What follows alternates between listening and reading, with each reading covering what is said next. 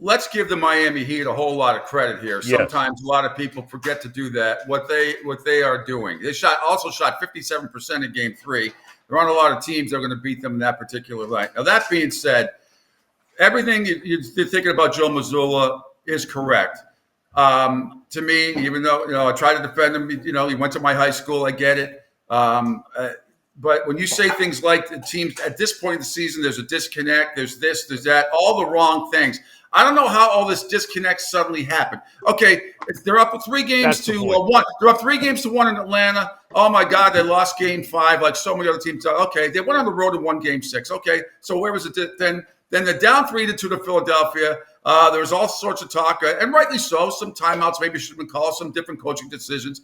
And maybe he's under the microscope more because he's 34 years old in the first year. They come back and win Game 6 and on the road, and then win Game 7. So it seemed to me like things were connected pretty good, like you said. And then all of a sudden, and right, the criticism is all justified. In these 3 games, I don't know what has happened. I don't know if this has come to a boiling point or whatever. I don't understand it. It's not just the coach. It's the play. You got to put a bunch of blame on the players too. Yes. Guys like Tatum and Brown, they gave up. You got to start leading like superstars lead. Like, you talk about Celtics pride, which I've seen many, many years in my lifetime. None of it. And that team, for the first time in my life, quit. And they quit.